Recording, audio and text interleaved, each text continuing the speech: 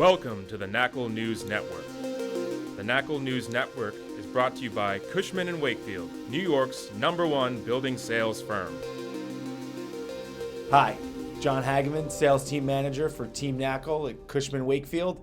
Welcome to the Knakal News Network. Today I'm here with Bob Knakal, Chairman of New York Investment Sales for Cushman. Bob, it's been a while since we last spoke. One of the things we always talk about is supply and demand dynamics in the market.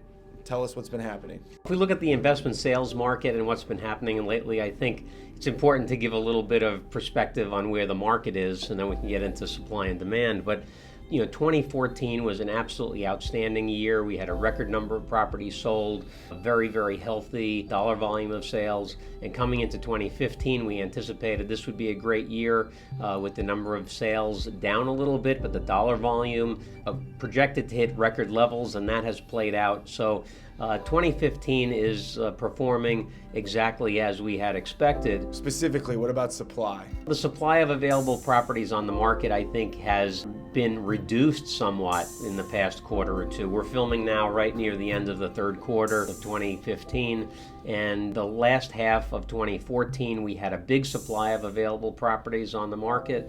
That was mainly because price levels have been increased so much that it was very compelling for people who purchased properties even just a couple of years ago to resell them. Now we've seen the supply abate a little bit, and so we expect our projection of 10 to 15% fewer properties sold this year than last year to be on track. So Bob, did supply start to slow down at the beginning of the year? It slowed down slightly at the beginning of the year. We had a very robust first half of the year, but if we annualized what happened in the first half of 2015, the volume of sales would have been down only about 6 or 7% from the 5,500 properties that sold in 2014.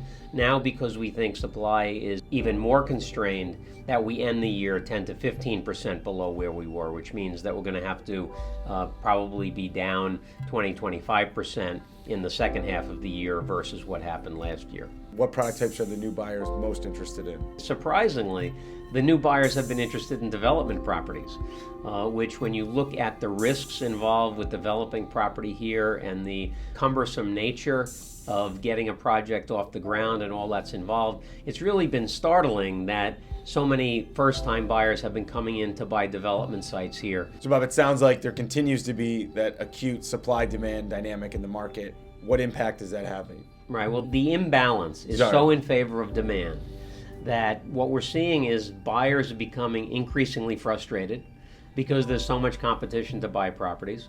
Sellers, a lot of the discretionary sellers have sold already, so now the supply is a little more limited, which makes that competition even greater for the few assets that are available.